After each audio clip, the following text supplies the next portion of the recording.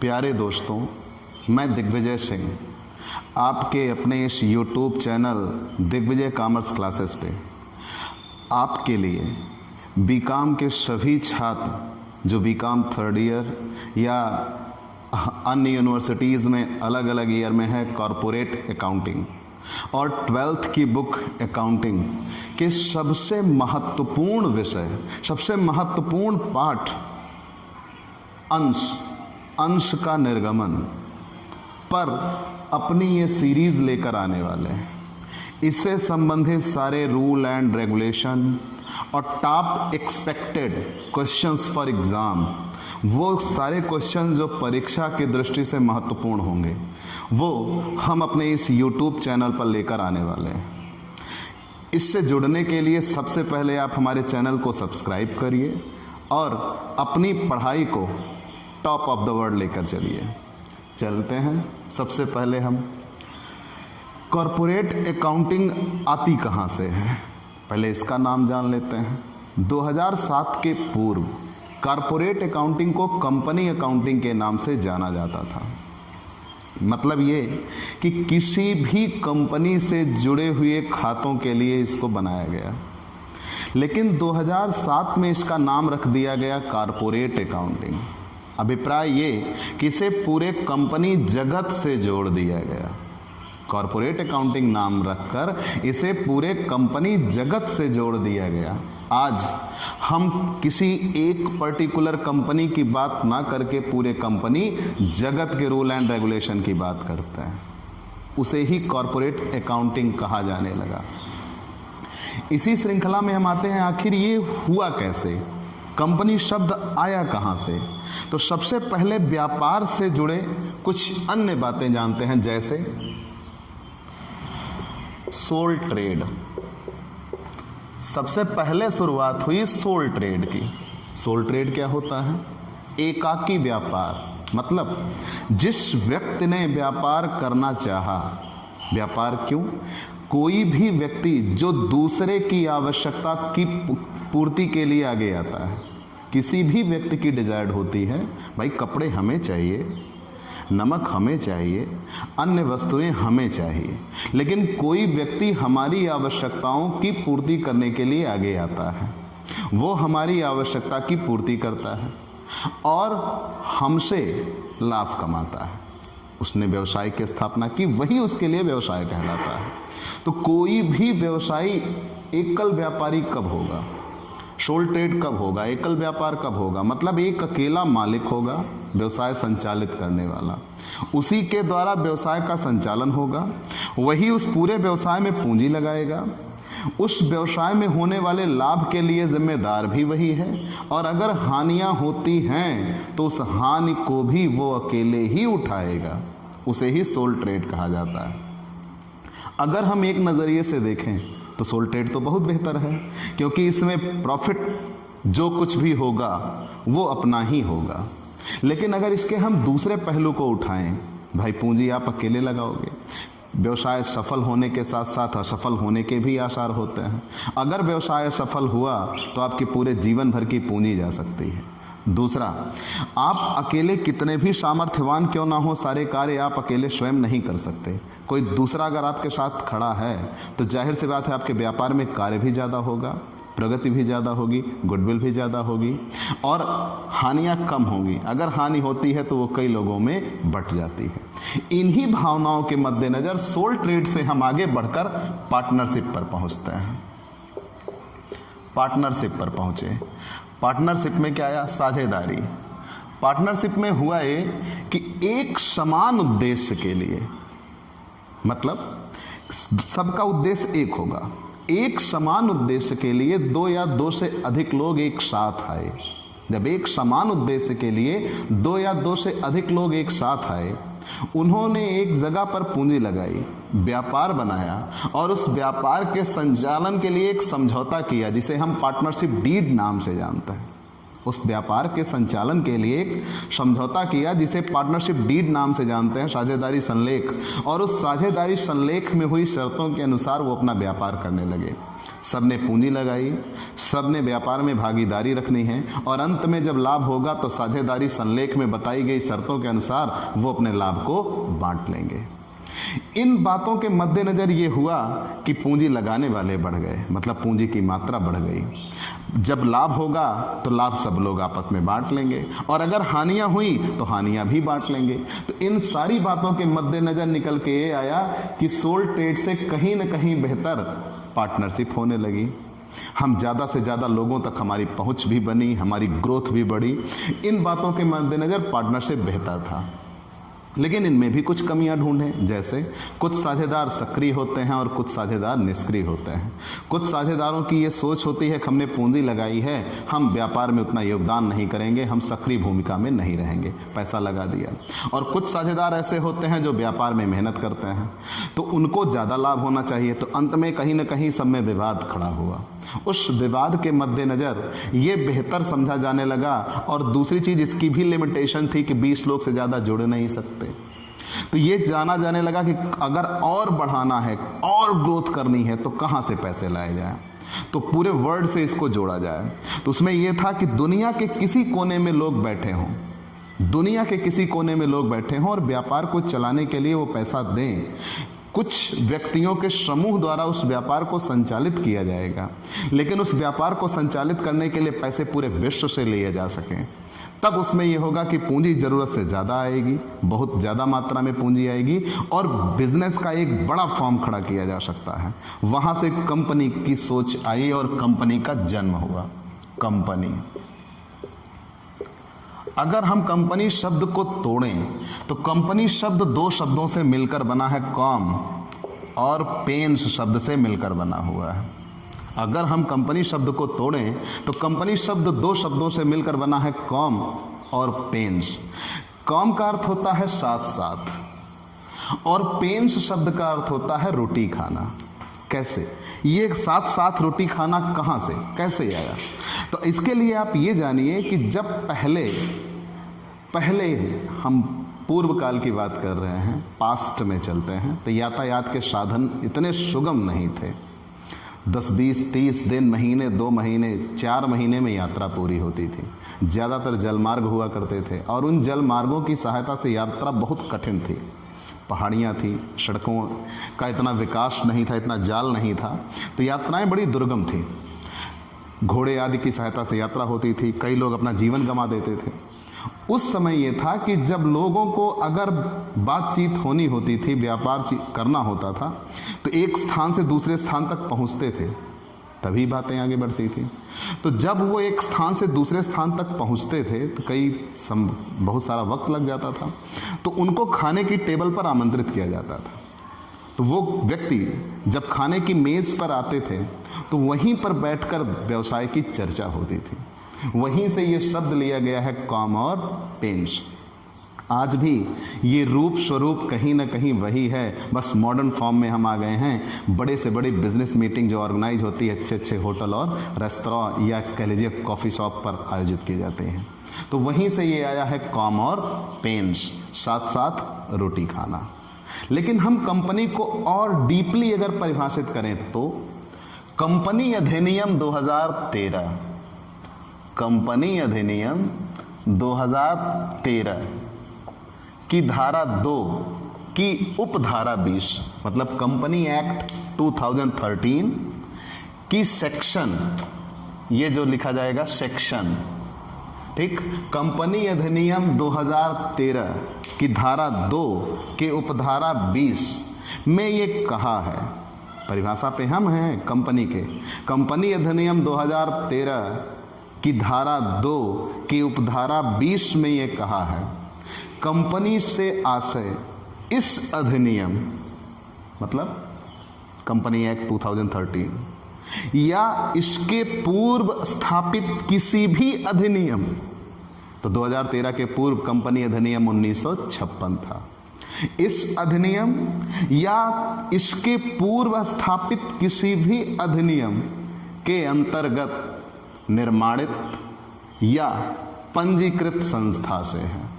तो कंपनी अधिनियम 2013 की धारा 2 की उपधारा 20 कंपनी एक्ट 2013 के सेक्शन 2 की सबसेक्शन 20 में ये कहा गया है कि कंपनी से आशय इस अधिनियम या पूर्व के किसी भी अधिनियम द्वारा स्थापित या निर्माणित या पंजीकृत संस्था से है। लेकिन अगर इसकी हम एक उपयुक्त परिभाषा तलाशें तो कंपनी विधान द्वारा निर्मित एक कृत्रिम व्यक्ति है। कंपनी विधान द्वारा निर्मित एक कृत्रिम व्यक्ति है जिसका उसके सदस्यों से पृथक अस्तित्व होता है, एक शाश्वत अस्तित्व होता है और कंपनी की एक सार्वमुद्रा होती है। फिर से जान लीजिए, ठीक। कंपनी विधान द्वारा निर्मित एक कृत्रिम व्यक्ति है। क्यों, कैसे डिस्क्राइब करते हैं? कंपनी विधान द्वारा निर्मित एक कृत्रिम व्यक्ति है जिसका उसके सदस्यों से पृथक अस्तित्व होता है, एक शाश्वत अस्तित्व होता है और कंपनी की एक सार्वमुद्रा होती है। कैसे डिस्क्राइब करते हैं? कंपनी विधान द्वारा निर्मित एक कृत्रिम व्यक्ति है। हम आप एक नेचुरल पर्सन में आते हैं, मतलब जो जन्म लेते हैं और बेसिकली जिनकी मृत्यु होती है। लेकिन company is an artificial judiciary person. Company को न्यायालय या कह लीजिए मान्यता देता है, मतलब आप यूं कह लीजिए कि इसको कानूनन बनाया गया है और इसको कानूनन ही मिटाया जा सकता है। कंपनी के निर्माण के लिए कानूनी प्रक्रियाएं करनी पड़ती हैं और कंपनी को कानूनन ही समाप्त किया जा सकता है। दूसरे नंबर पर हम आए, कंपनी का उसके सदस्यों से पृथक अस्तित्व होता है। कंपनी अपने सदस्य के लिए और सदस्य कंपनी के लिए जिम्मेदार नहीं होते।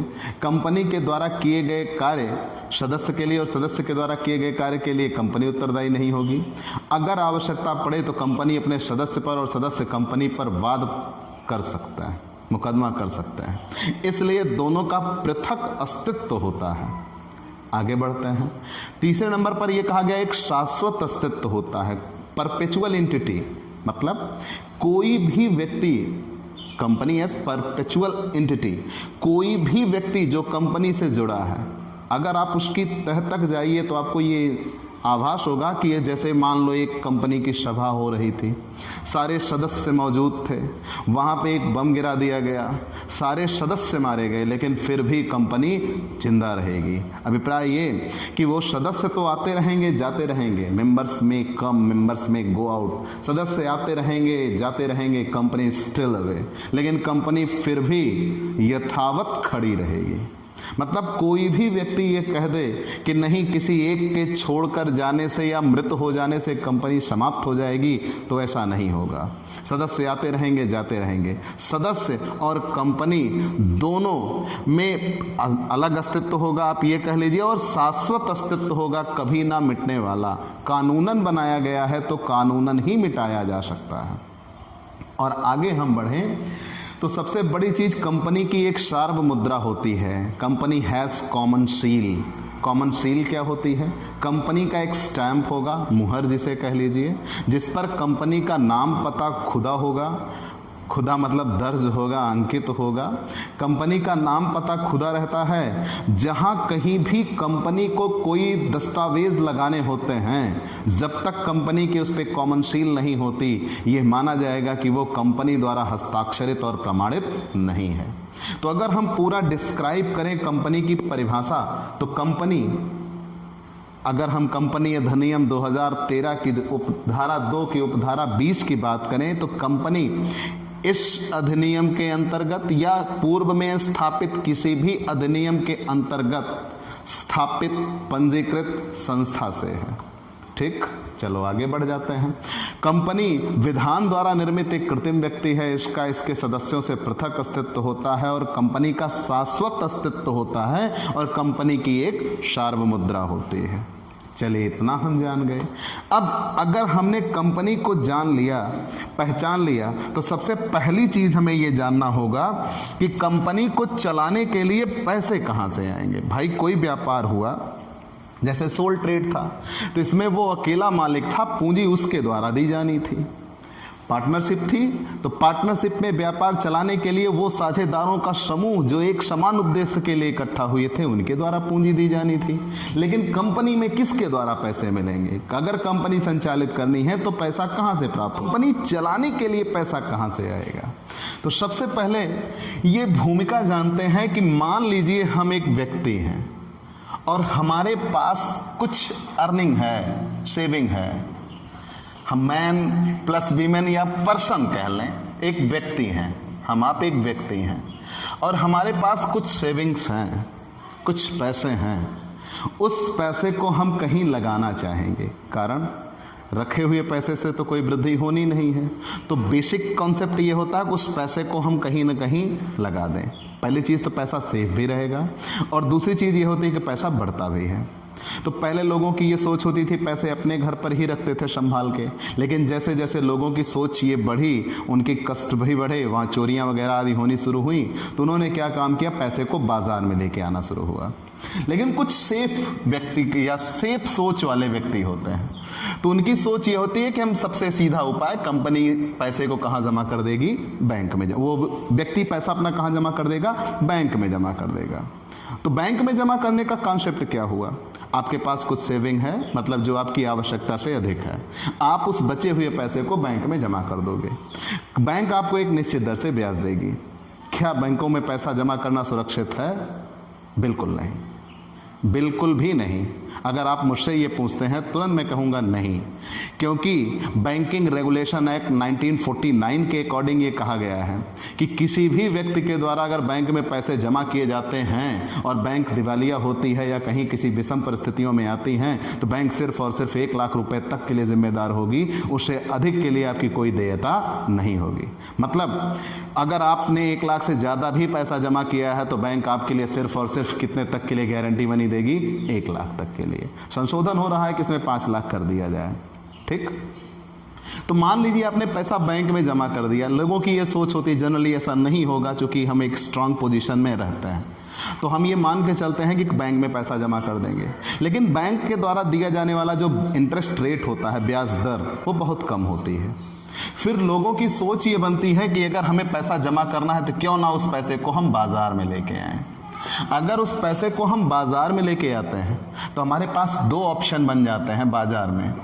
या तो उस पैसे से हम शेयर खरीद सकते हैं और या तो उस पैसे से हम डिवेंचर्स खरीद सकते हैं। लेकिन अगर हमने उस पैसे से शेयर खरीदा, तो शेयर के बारे में ये कहा गया है कि अंशों पर एक निश्चित दर से लाभांश मिलना चाहिए। कुछ लोगों के लिए वो पूर्वाधिकार अंश कहे जाएंगे।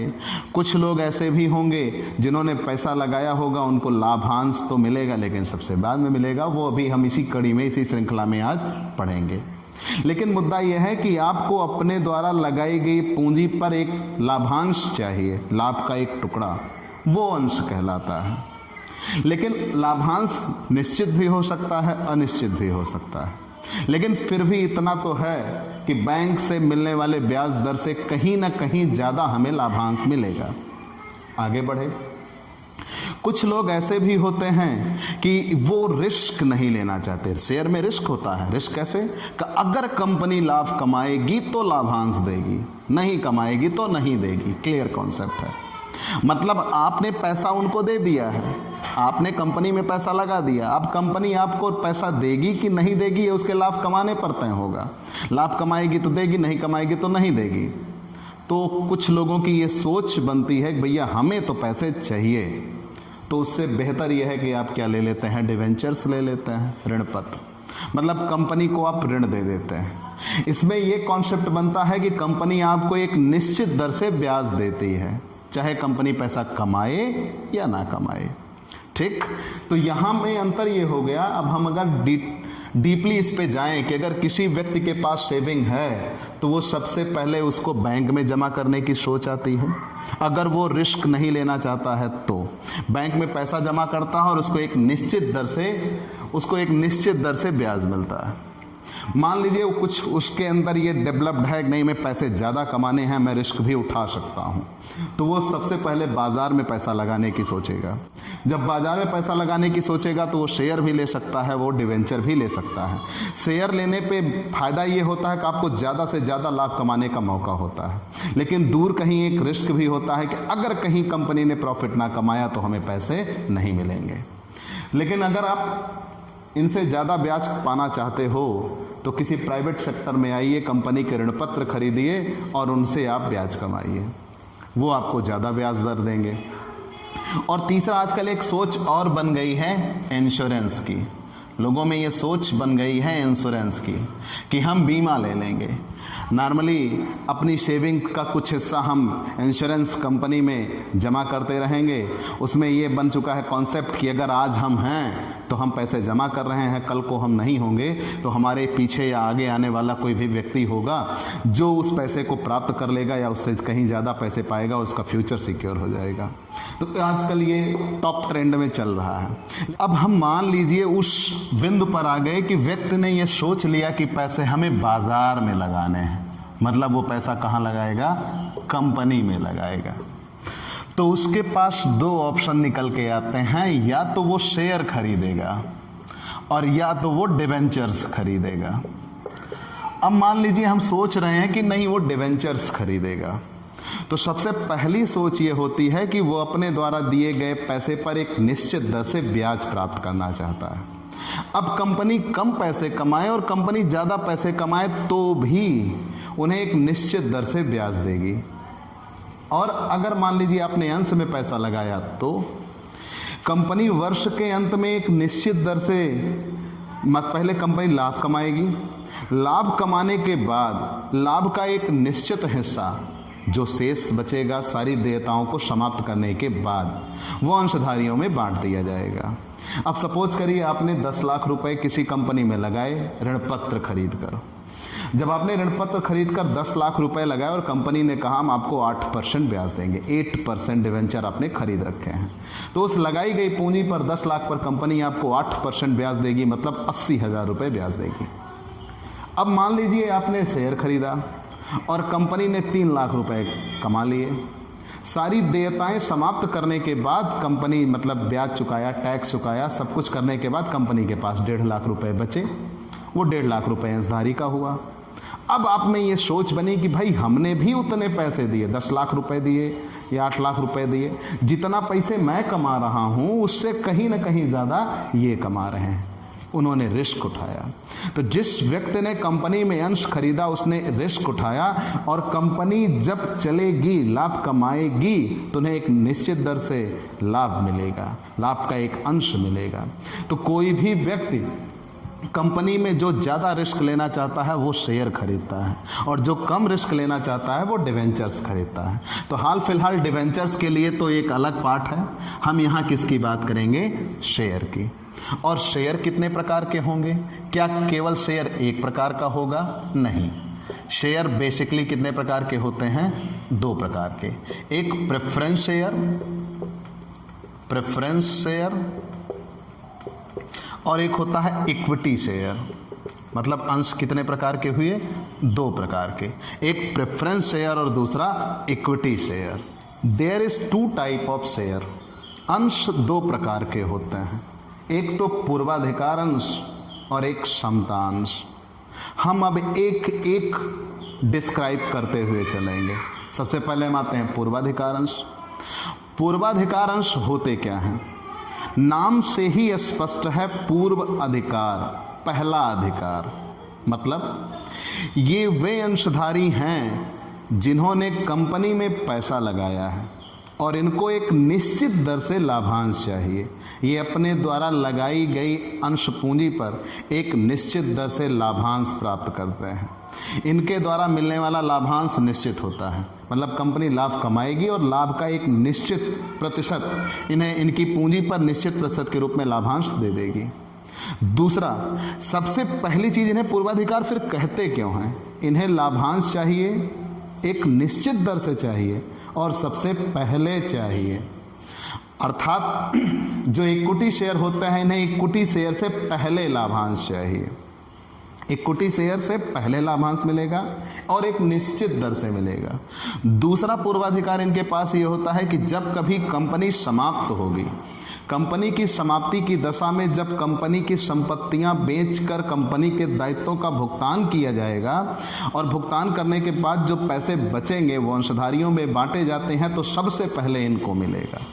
मतलब इनके पास कितने प्रेफरेंस राइट होते हैं? दो पूर्वाधिकार होंगे, इसीलिए इनका नाम पूर्वाधिकारांश रखा गया है। पहला पूर्वाधिकार होता है लाभांश प्राप्ति का और दूसरा पूर्वाधिकार होता है पूंजी वापसी का। मतलब जब कंपनी लाभ कमाएगी तो सबसे पहले इन्हें लाभांश देगी, और दूसरा जब कभी कंपनी बंद होगी, समाप्त होगी, तो सबसे पहले इनकी पूंजी वापस की जाएगी। कुछ और हम जान लेते हैं पूर्वाधिकार अंश के बारे में। तो मैंने ये कहा पूर्वाधिकार वो अंश हैं जिन्होंने कंपनी में पैसा लगाया, इनको एक निश्चित दर से लाभांश चाहिए। अपने द्वारा लगाई गई पूंजी पर इन्हें एक निश्चित दर से लाभांश चाहिए।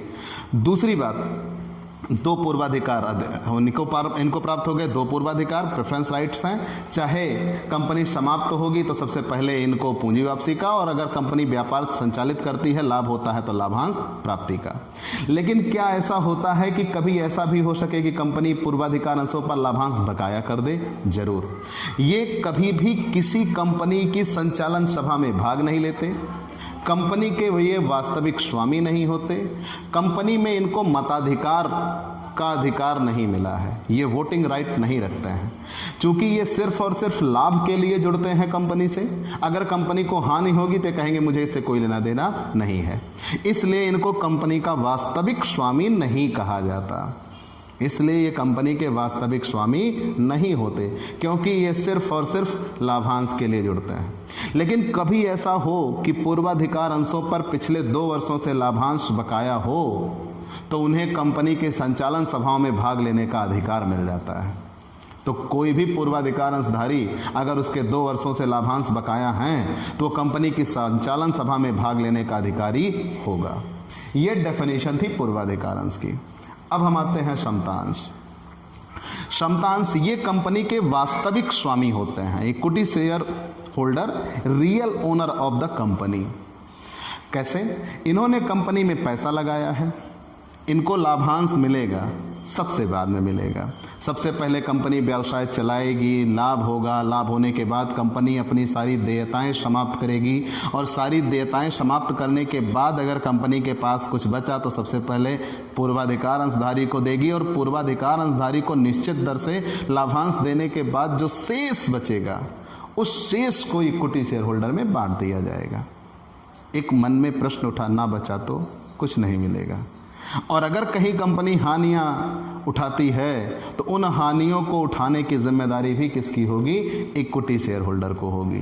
तो यही कंपनी के वास्तविक स्वामी कहे जाते हैं, क्योंकि ये लाभ के लिए तो जुड़ता है, साथ ही साथ ये हानि भी उठाता है। लेकिन इनमें फायदा ये होता है कि यदि कंपनी लाभ बेहतर कमाती है तो सारी देयताओं को देने के बाद, समाप्त करने के बाद जो कुछ भी बचेगा वो सब इनका होगा। इसलिए इक्विटी शेयर होल्डर जो ज़्यादा रिस्क उठाते हैं ज़्यादा प्रॉफिट कमाते हैं। चलिए इतना हमने मान लिया, लेकिन क्या ये इतने ही हैं? नहीं, अब हमें प्रेफरेंस शेयर्स के टाइप्स पढ़ने होंगे। Types of preference share. Types of preference share कितने टाइप्स के होंगे प्रेफरेंस शेयर? तो प्रेफरेंस शेयर्स भी 8 टाइप्स के हैं। हम एक तरफ से पहले जानते हैं।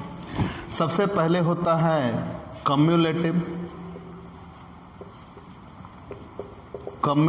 Preference share. एक होता है नॉन कम्युलेटिव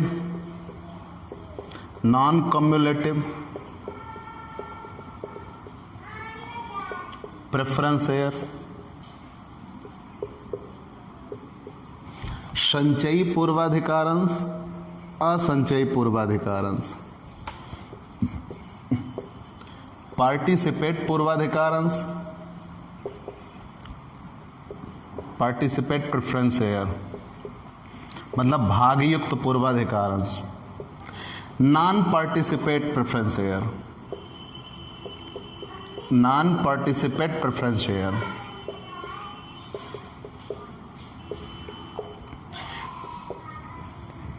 भागयुक्त पूर्वाधिकारंश, अभागयुक्त पूर्वाधिकारंश। आगे बढ़ते हैं। Redeemable preference share, redeemable preference share शोधनीय पूर्वाधिकार अंश। Non redeemable preference share, non redeemable preference share अशोधनीय पूर्वाधिकार अंश। फिर उसके बाद हम आते हैं आगे 7वें नंबर पर convertible preference share, convertible preference share परिवर्तनीय पूर्वाधिकार अंश। Non convertible preference share, non convertible preference share, non convertible preference share मतलब कितने प्रकार के हो गए? 8 प्रकार के हो गए। अब हम एक एक को डिस्क्राइब करते हैं।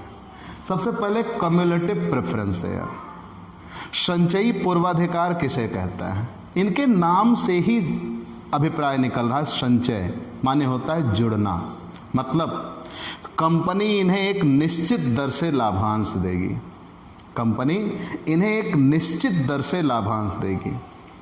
अगर किसी कारणवश कंपनी इनको लाभांश नहीं देती, सपोज करो कंपनी ने लाभ तो कमाया लेकिन कंपनी को उन पैसों की आवश्यकता है, तो कंपनी ने ये निर्णय लिया कि बाजार से हम पैसे ना लेकर क्यों ना अपने अंशधारियों से ही पैसे रोक लिए जाएं।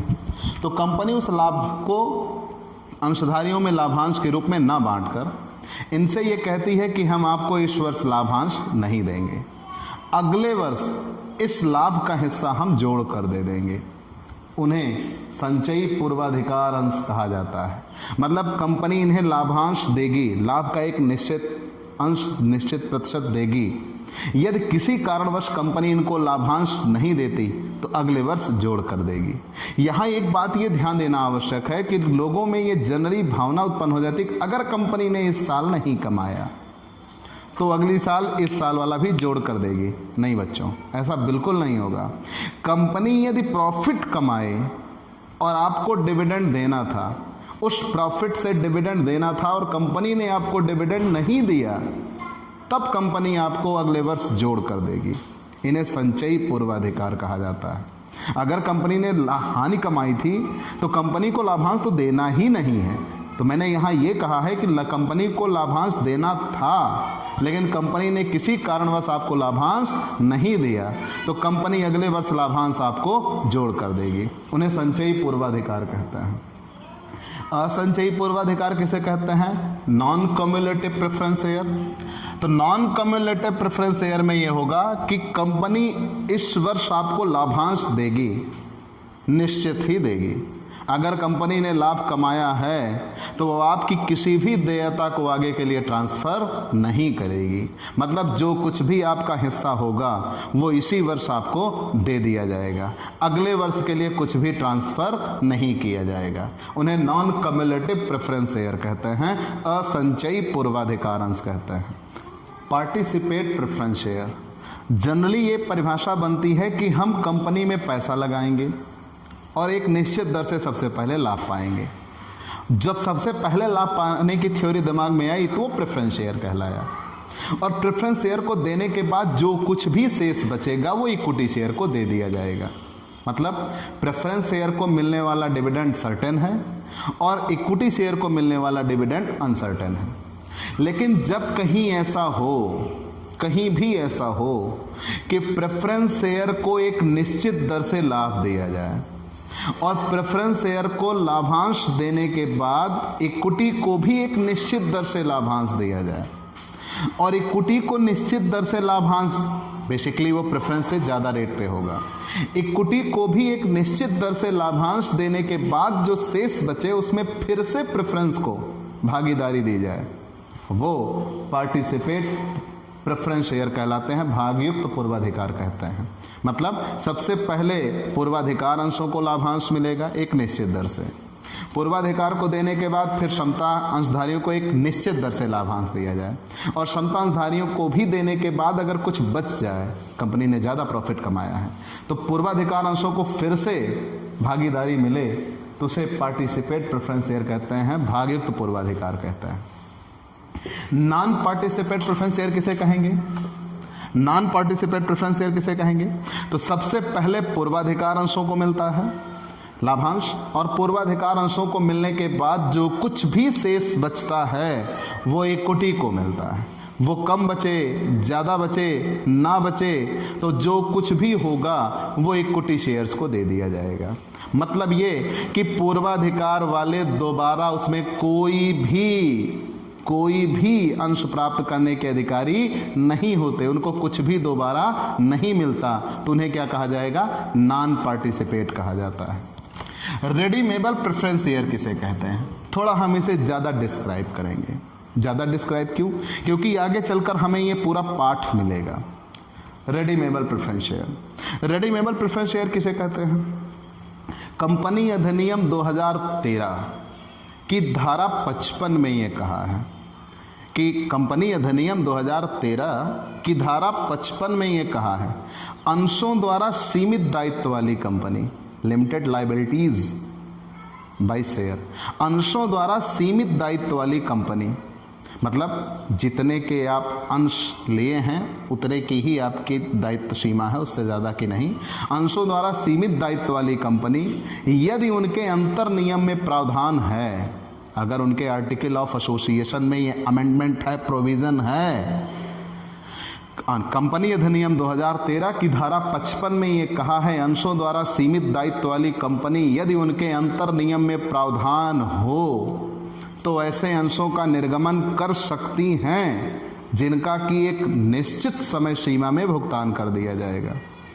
मतलब कंपनी अपने जीवन काल में ही इनका पैसा वापस कर देगी, कंपनी अपने जीवन काल में ही इनका पैसा वापस कर देगी। मुख्यतः कितना समय दिया गया है? 20 साल। 20 साल में कंपनी कभी भी इनका पैसा वापस कर देगी, उससे ज़्यादा के लिए इनका पैसा नहीं रोका जाएगा। उसे शोधनीय पूर्वाधिकार अंश कहते हैं। अब मुद्दा ये बना कहाँ से वापस करती है? तो इसके लिए कंपनी लाभ से वापस करती है या नए अंशों के निर्गमन से करती है या फिर दोनों से करती है, कि कुछ नए अंश के निर्गमन से और कुछ लाभ से। तो पूरा फिर से जान लो, शोधनीय पूर्वाधिकार अंश उन्हें कहेंगे जिनको एक निश्चित समय सीमा के भीतर में उनकी पूंजी वापस मिल जाती है, मतलब कंपनी उनके पैसों का भुगतान कर देती है, उसे शोधनीय पूर्वाधिकार अंश कहते हैं, रेडीमेबल प्रेफरेंस शेयर कहते हैं। कंपनी अधिनियम 2013 कॉपी में ज़रूर नोट कर लीजिएगा, कंपनी अधिनियम 2013, कंपनी एक्ट 2013 की धारा 55 में ये कहा गया था। कंपनी अधिनियम 2013 की धारा 55 में ये कहा है कि अंशों द्वारा सीमित दायित्व वाली कंपनी यदि उनके अंतर नियम में प्रावधान हो तो ऐसे अंशों का निर्गमन कर सकती है जिनका कि शोधन एक निश्चित समय में कर दिया जाएगा, उन्हें ही शोधनीय पूर्वाधिकार अंश कहते हैं। नॉन रिडीमेबल प्रेफरेंस शेयर किसे कहते हैं? कंपनी ने पैसा लिया, इनसे एक निश्चित राशि इनसे प्राप्त की है, लेकिन अब कंपनी इनका पैसा अपने जीवन काल में वापस नहीं करेगी, जिस दिन कंपनी समाप्त होगी उस दिन ही इनका पैसा वापस करेगी, उसे नॉन रिडीमेबल प्रेफरेंस शेयर कहते हैं। मतलब कंपनी अपने जीवन काल में जब तक कंपनी चलती रहेगी इनका पैसा वापस नहीं करेगी। जब कंपनी समाप्त होगी, कंपनी की संपत्तियां आदि बेची जाएंगी, उनके दायित्वों का भुगतान होगा, उस दिन इनको भी पैसा मिल जाएगा। कन्वर्टेबल प्रेफरेंस शेयर किसे कहते हैं? परिवर्तनीय पूर्वाधिकार अंश। परिवर्तनीय पूर्वाधिकार अंश वे होते हैं जिन्होंने कंपनी में एक निश्चित दर से लाभांश कमाने के लिए पैसा तो लगा दिया, लेकिन इन्होंने एक निश्चित लाभांश पाया और थोड़े समय बाद इन्होंने ये सोचा कि काश हम इक्विटी शेयर लिए होते, तो इन्हें एक समय सीमा दी गई है 18 महीने से 36 महीने की। उस दरमियान चाहें तो ये अपने अंश को नए समता अंशों में बदल सकते हैं। उस दरमियान ये चाहें तो अपने अंशों को नए समता अंशों में बदल सकते हैं। तो अगर कोई भी पूर्वाधिकार अंश अपने अंशों को नए अंशों में बदलता है तो उसे परिवर्तनीय पूर्वाधिकार अंश कहते हैं, कन्वर्टेबल प्रेफरेंस शेयर कहते हैं। इस दशा में ये होगा कि कंपनी इनके पूर्वाधिकार अंश वापस ले लेगी और इनको इक्विटी शेयर दे देगी, लेकिन कंपनी ऐसा तभी कर सकती है जब पहले से ही कहा गया हो। तो जिस अंश के बारे में ये कहा गया है कि आप जब भी आइएगा अपने शेयर हमें दीजिएगा और हमसे नए इक्विटी शेयर ले लीजिएगा, वो कन्वर्टेबल प्रेफरेंस शेयर कहलाता है। ये प्रॉफिटेबल उस समय होते हैं कि आप कम रिस्क लगाना चाहते थे, तो कंपनी ने आपको ये विकल्प दिया कि चलो ठीक है, आज हमें आप पैसे दे दो, भविष्य में आप चाहिएगा तो आप इक्विटी शेयर ले लेना। तो आपने उस समय प्रेफरेंस शेयर ले लिया, और जब कंपनी की गुडविल बढ़ती हुई देखी तो आपने क्या किया, कन्वर्टेबल प्रेफरेंस शेयर वापस करके उसकी जगह पे आपने क्या ले लिया, इक्विटी शेयर ले लिया। नॉन कन्वर्टेबल प्रेफरेंस शेयर किसे कहते हैं? कंपनी वहाँ ये ऑप्शन देगी, भैया आप एक बार हमसे शेयर लेके जा रहे हो, हम आपको दे रहे हैं, आपको एक निश्चित दर से लाभांश देंगे, लेकिन अगर आप चाहो कि हम आपके प्रेफरेंस शेयर को वापस करके इसके बदले में आपको इक्विटी शेयर दे दें, तब हम आपको ऐसा नहीं कर पाएंगे, हम आपको इक्विटी शेयर नहीं देंगे। तो उसे नॉन कन्वर्टेबल शेयर कहा जाता है, नॉन कन्वर्टेबल प्रेफरेंस शेयर कहा जाता है। मतलब जो शेयर आपके पास हैं वो आपके पास रहेंगे, अब आप उनको बदल नहीं सकते, उन्हें नॉन कन्वर्टेबल प्रेफरेंस शेयर कहा जाएगा। और इक्विटी शेयर्स के बेसिकली आपको टाइप्स यहाँ नहीं जानने हैं, लेकिन आप जानते रहिए कि इक्विटी शेयर में मैंने आपको डेफिनेशन बता दी कि ये वे अंशधारी होते हैं जो कंपनी में पैसा लगाते हैं, वास्तविक स्वामी होते हैं, लाभ के लिए तो जुड़ते हैं, लेकिन अगर हानि हुई तो हानि भी उठाएंगे। ये कंपनी के वास्तविक स्वामी होंगे, सभा में भाग लेंगे, वोटिंग राइट भी इनका होगा। मतलब कि ये कंपनी में किसी भी कार्य के लिए सिर्फ और सिर्फ वो जिम्मेदार होंगे, उन्हें हम इक्विटी शेयर्स कहते हैं। ठीक, मैंने आपको इशू ऑफ शेयर में यहाँ से शुरुआत की, बताया कि जिस व्यक्ति को पैसे लगाने हैं वो चाहे तो पैसा बैंक में जमा कर सकता है, लेकिन बैंक में मिलने वाला ब्याज दर कम होगा। वो चाहे तो अपने पैसे को बाज़ार में लगा सकता है, अगर वो बाज़ार में लगाने के लिए आता है तो वो शेयर भी ले सकता है और डिवेंचर भी ले सकता है। मैंने शेयर में आपको दोनों टाइप बताए, प्रेफरेंस शेयर और इक्विटी शेयर। वहाँ डिमांड ये थी कि आप उनको जानिए, लेकिन अंश और अंश पूंजी होती क्या है? जनरली लोग ये जानते हैं कि शेयर तो एक असेट्स है जिस व्यक्ति ने खरीदा, लेकिन जिस कंपनी ने इश्यूड किया उसके लिए लायबिलिटी है। तो पहले हम इसे जानें, आखिर अंश है क्या। तो कंपनी की पूंजी जिन छोटे छोटे टुकड़ों में बटी होती है, हर एक टुकड़ा एक अंश कहलाता है। मतलब कंपनी की पूंजी जिन छोटे छोटे टुकड़ों में बटी हो, जनरली जैसे कंपनी की कैपिटल है, मान लीजिए 1 लाख रुपए, कंपनी की पूंजी है 1 लाख रुपए, और ये 1 लाख रुपए 100 रुपए के टुकड़ों में बटी हुई है। तो 1 लाख रुपए 100 रुपए के टुकड़ों में बटी हुई हैं, तो उन 100 से हम जब इसको डिवाइड कर देंगे तो मतलब इसके पास कितने शेयर्स आ गए? 1000, नंबर ऑफ शेयर्स आ गए 1000। तो तुरंत हम ये डेफिनेशन दिए कि कंपनी की पूंजी जिन छोटे छोटे टुकड़ों में बटी हो, हर एक टुकड़ा एक अंश कहलाता है। या और आगे बताएं तो कंपनी की पूंजी का एक आनुपातिक हिस्सा, कंपनी की पूंजी का एक आनुपातिक हिस्सा, proportionate share of capital, company की पूंजी का एक आनुपातिक हिस्सा अंश कहलाता है। ठीक, जनरली अंश और कुछ नहीं, एक प्रमाण पत्र के रूप में होते हैं। जो कोई व्यक्ति कंपनी में पैसा लगाता है तो कंपनी उनसे पैसा लेती है और उनको प्रूफ के तौर पर, एविडेंस के तौर पर अपना एक डॉक्यूमेंट्स देती है। वो डॉक्यूमेंट्स ही उनके लिए क्या कहलाते हैं? शेयर कहलाते हैं। और जिस व्यक्ति ने खरीदा उसके लिए शेयर्स एज ए एसेट्स होंगे, वो कभी भी उनको बेच के या कंपनी को रिटर्न करके उससे पैसे हासिल कर सकता है। और जिस कंपनी ने इशूड किया, कंपनी के लिए वो क्या होंगे? एज ए लायबिलिटी होंगे, क्योंकि कंपनी उस पर भुगतान करेगी, उसकी जिम्मेदारियां होंगी, दायित्व होंगे। तो अगर हम अंश को परिभाषित करें तो कंपनी की पूंजी जिन छोटे छोटे टुकड़ों में बटी हो, हर एक टुकड़ा एक अंश कहलाता है। जैसे मैंने बताया, मान लीजिए कंपनी की पूंजी हो 1 लाख और वो 100 रुपए के टुकड़ों में बटी हो, तो कंपनी की पूंजी 1 लाख और एक टुकड़ा 100 रुपए का, मतलब टोटल उसके पास कितने शेयर होंगे? 1000 शेयर होंगे, और कितने रुपए के? 100 रुपए के होंगे। चलिए, इतना हमने जान लिया। अब हम और शेयर्स के प्रकार बता चुके कि इस कंपनी शेयर्स कितने प्रकार के होते हैं? 2 प्रकार के होते हैं, प्रेफरेंस शेयर्स और इक्विटी शेयर्स। फिर आप आगे बढ़िए, शेयर कैपिटल। शेयर्स कैपिटल होती क्या है? कंपनी अंश के जरिए, मोस्ट इंपॉर्टेंट टॉपिक है शेयर कैपिटल। कंपनी अंश के जरिए जितना पैसा प्राप्त करेगी वो अंश पूंजी कहलाती है। मैंने शुरुआत में बताया सोल ट्रेड के बाद पार्टनरशिप, और पार्टनरशिप के बाद हम कहीं ना कहीं आगे आए कंपनी पर। तो मैंने ये कहा था दुनिया के किसी कोने में बैठा हो व्यक्ति और वो कंपनी में पैसे लगा सकता है। जब दुनिया के किसी कोने में बैठा व्यक्ति कंपनी में पैसा लगा सकता है, उसने पैसा लगा दिया, कंपनी चल रही है, वर्ष के अंत में उसको एक निश्चित दर से लाभांश चाहिए, तो उसने जितना पैसा दिया वही कंपनी के लिए क्या कहलाएगी? पूंजी कहलाएगी। तो कंपनी अंशों के जरिए जितना पैसा प्राप्त करती है वही उसकी अंश पूंजी कहलाती है। लेकिन अब चूंकि आगे चलकर हमें कंपनी में बैलेंस शीट पढ़ना है, तो बिना शेयर कैपिटल जाने आप बैलेंस शीट नहीं कर पाइएगा। और ये मान के चलिए कॉर्पोरेट अकाउंटिंग का आप सबसे महत्वपूर्ण या कह लीजिए आत्मा आप नहीं सीख पाएंगे, बैलेंस शीट जब तक ना सीखा। हम यहाँ आते हैं शेयर कैपिटल। तो कंपनी अंशों के जरिए जितना पैसा प्राप्त करती है उसे ही अंश पूंजी कहते हैं, शेयर कैपिटल कहते हैं। शेयर कैपिटल कितने प्रकार की होंगी? टाइप्स ऑफ शेयर कैपिटल 6 प्रकार की होती हैं। पहला ऑथराइज्ड कैपिटल, ऑथराइज्ड कैपिटल, ठीक, ऑथराइज्ड कैपिटल। दूसरा इश्यूड कैपिटल,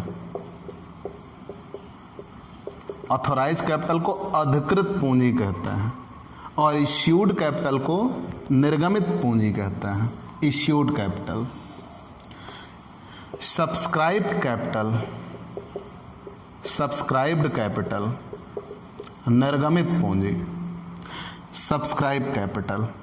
पहले ऑथराइज्ड, अधिकृत, इश्यूड, निर्गमित, सब्सक्राइब्ड, याचित पूंजी कहते हैं, सब्सक्राइब। सब्सक्राइब के बाद called up capital, called up capital. Called up capital के बाद मांगी गई पूंजी, paid up capital, paid up capital. और पेड अप कैपिटल के बाद reserve capital, reserve capital. Paid up capital के बाद रिजर्व कैपिटल। हम ऑथराइज कैपिटल पर आते हैं। एक तरफ से जानते हैं शब्द अधिकृत पूंजी, कंपनी की वो पूंजी जिससे कंपनी रजिस्टर्ड होती है।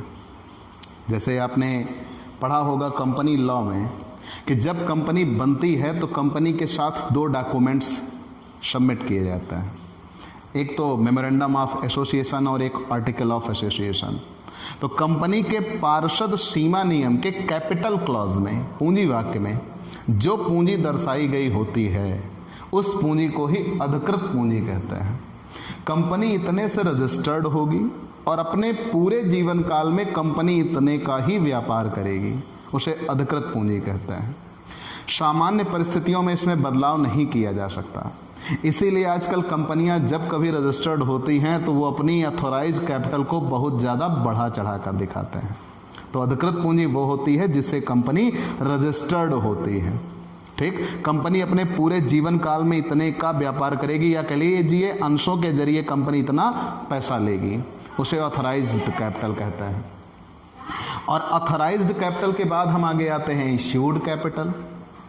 अब ध्यान देना बच्चों, यहीं से एक कड़ियां जुड़ती चली जाएंगी। ऑथराइज्ड कैपिटल का वह हिस्सा, अधिकृत पूंजी का वह भाग जितने के लिए जनता से आमंत्रण किया गया। जैसे मैंने भी कहा कंपनी ऑथराइज कैपिटल वो है जितने की कंपनी अपने पूरे जीवन काल में व्यापार करेगी। तो क्या कंपनी की जितनी पूंजी है पूरा एक बार में ही इश्यूड कर देगी? कतई नहीं। इन फ्यूचर अगर उसे पैसों की जरूरत मिले तो फिर कहाँ से पैसा पाएगी? तो कंपनी अपनी ऑथराइज कैपिटल का वह हिस्सा जितने के लिए प्रेजेंट में वो जनता से आमंत्रण कर रही है उसे ही निर्गमित पूंजी कहा जाता है। मतलब अधिकृत पूंजी का वह भाग जितने के लिए जनता से आमंत्रण किया गया है उसे निर्गमित पूंजी कहते हैं, इश्यूड कैपिटल कहते हैं। जैसे मान लो किसी कंपनी की ऑथराइज कैपिटल है 100 करोड़ रुपए, तो 100 करोड़ से कंपनी रजिस्टर्ड हो गई है, अपने पूरे जीवन काल में वो 100 करोड़ का लेगी अंशों के जरिए। प्रेजेंट में उसने 10 करोड़ इश्यूड करना चाहा, तो कंपनी की पूंजी का वह भाग, अधिकृत पूंजी का वह भाग जितने के लिए जनता से आमंत्रण किया गया उसे ही इश्यूड कैपिटल कहेंगे। तो आज कंपनी ने 10 करोड़ इश्यूड कर दिए तो वो क्या कहा जाएगा, इश्यूड कैपिटल कितनी, 10 करोड़। अब हम आते हैं सब्सक्राइब कैपिटल। कंपनी ने इश्यूड कर दिया, जनता को बता दिया कि भैया हम इतनी इतनी पूंजी इश्यूड करना चाह रहे हैं। क्या ज़रूरी है जनता सब ले लेगी? तो कंपनी की इश्यूड कैपिटल का वह भाग जितना जनता ने लेना स्वीकार कर दिया है उसे सब्सक्राइब्ड कैपिटल कहते हैं। ठीक, अब तीनों ध्यान दीजिए। ऑथराइज कैपिटल वो है जिससे कंपनी रजिस्टर्ड हुई है। ऑथराइज कैपिटल के बाद हम आ गए इश्यूड कैपिटल। तो इश्यूड कैपिटल वो कैपिटल कहलाती है जितना कंपनी ने लेना, जितना कंपनी ने जनता के सामने आमंत्रित कर दिया, ऑफर्ड कर दिया। फिर कंपनी के द्वारा जितने का ऑफर किया गया ज़रूरी नहीं है सब ले लें, तो कंपनी की निर्गमित पूंजी का वह भाग जितना जनता ने लेना स्वीकार कर लिया है उसे सब्सक्राइब्ड कैपिटल कहते हैं, याचित पूंजी कहते हैं। ध्यान देना, कंपनी की जो बैलेंस शीट बनने के लिए जर्नल एंट्रीज की जाएंगी, जितने ट्रांजैक्शन होंगे वो ट्रांजैक्शन सब्सक्राइब्ड कैपिटल से होते हैं। ठीक, फिर कंपनी की याचित पूंजी का वह भाग, सब्सक्राइब कैपिटल का वह भाग जितना जनता से पैसा मांग लिया गया, चूंकि कंपनी अपनी जो पूंजी, अंश पूंजी का पैसा प्राप्त करती है बेसिकली वो एक बार में नहीं लेती। कुछ पैसा वो एप्लीकेशन पर लेगी, शेयर एप्लीकेशंस, कुछ पैसा वो शेयर अलॉटमेंट पर लेगी, कुछ पैसा वो शेयर फर्स्ट कॉल पर लेगी, कुछ पैसा वो शेयर फाइनल कॉल पर लेगी। ऐसे कई टुकड़ों में वो पैसा मांगती है। तो कंपनी की सब्सक्राइब कैपिटल का वह भाग जितना, अब चूंकि वो शेयर ले चुका है तो हम उसे अंशधारी कह लें, ना कि जनता। सब्सक्राइब, अभी तक तो वो यहाँ जनता था, इश्यूड हुआ था जनता के सामने, वो जनता थी, लिया वो जनता थी, लेकिन जब ले लिया तो वो क्या बन गए, अंशधारी बन गए। तो कंपनी की सब्सक्राइब कैपिटल का वह भाग जितना अंशधारी से मांग लिया गया है उसे कॉल्ड अप कैपिटल कहते हैं कि लाओ इतना भैया पैसा दे दो। जैसे मान लो अभी फर्स्ट कॉल तक मांगे गए हैं तो केवल फर्स्ट कॉल कही जाएगी कि एप्लीकेशन हुआ, अलॉटमेंट हुआ, फर्स्ट कॉल हुआ। और कंपनी की मांगी गई पूंजी का वह भाग जितना अंशधारी ने चुका दिया है, जितना अंशधारी ने चुका दिया है उसे पेड अप कैपिटल कहते हैं, चुकता पूंजी कहते हैं। और इन दोनों के बीच में कॉल्सन एरियर होता है। कॉल्सन एरियर होता है मतलब कि अंशधारी से पैसा मांगा गया तो वो कॉल्ड अप कैपिटल है, लेकिन अंशधारी पैसा नहीं चुका पाया तो वो कॉल्सन एरियर है, और जितना कंपनी को पैसा मिल गया वो पेड अप कैपिटल है। तो मतलब अंशधारी से मांगी गई पूंजी का वह हिस्सा जितना अंशधारी चुका देता है उसे ही क्या कहते हैं, पेड अप कैपिटल कहते हैं। और कंपनी की बैलेंस शीट में हमेशा पेड अप कैपिटल ही दिखाई जाती है। रिजर्व कैपिटल किसे कहते हैं, मतलब जो बैलेंस शीट बनती है वो पेड अप कैपिटल से बनती है। तो रिजर्व कैपिटल का क्या काम? तो रिजर्व कैपिटल वो होती है जब कंपनी कभी भी अंशों का निर्गमन करती है तो वहाँ ये तय कर देती है कि ये वो पूंजी है जो हम अपने जीवन काल में कभी नहीं मांगेंगे। जिस दिन कंपनी समाप्त होगी, कंपनी बंद होगी, उस दिन ही ये पैसा मांगा जाएगा, उसे रिजर्व कैपिटल कहते हैं। मतलब पूंजी का वह भाग जितना सुरक्षित कर दिया गया है कि कंपनी कभी भी अपने जीवन काल में उसको नहीं मांगेगी। बेसिकली ये सब्सक्राइब कैपिटल के ही हिस्से होते हैं। सब्सक्राइब कैपिटल का वह भाग जितना कंपनी कभी भी अपने जीवन काल में नहीं मांगेगी, जब कंपनी समाप्त होगी तभी मांगा जाएगा, उसे ही क्या कहा जाएगा, रिजर्व कैपिटल कहा जाएगा। कंफर्म? लेकिन एक बात और, दो शब्द होते हैं, एक होता है रिजर्व कैपिटल, रिजर्व कैपिटल, और एक होता है कैपिटल रिजर्व। दोनों में अंतर है। बेसिकली लोग ये सोचते हैं शब्द तो वही है, उलट पलट दिया गया, बस ऐसा नहीं है। और ये एग्जाम्स में आए हुए क्वेश्चंस हैं, रिजर्व कैपिटल और कैपिटल रिजर्व में difference between reserve capital and capital reserve. तो रिजर्व कैपिटल तो मैंने अभी बताया कि पूंजी का वह भाग जो कंपनी अपने जीवन काल में कभी नहीं मांगेगी, जब कंपनी समाप्त होगी तभी मांगेगी, उसे रिजर्व कैपिटल कहता है। तो कैपिटल रिजर्व क्या है? जब कभी कंपनी को कैपिटल प्रॉफिट हो। कैपिटल प्रॉफिट कब होता है? दो प्रकार के प्रॉफिट होते हैं, कैपिटल प्रॉफिट, एक रेवेन्यू प्रॉफिट। कैपिटल प्रॉफिट उसे कहते हैं जो कंपनी की संपत्तियों आदि से, मान लीजिए कंपनी की संपत्तियां हैं उनको बेच दिया, बेच के लाभ कमाया, उसे कैपिटल प्रॉफिट कहता है। या हम यूँ कह लीजिए जैसे कंपनी के कोई ऐसे ट्रांजैक्शन जो कंपनी बेसिकली बार बार नहीं करती है, जैसे समामेलन के पहले वगैरह अगर कुछ लाभ हुए हैं तो कैपिटल प्रॉफिट कहलाता है।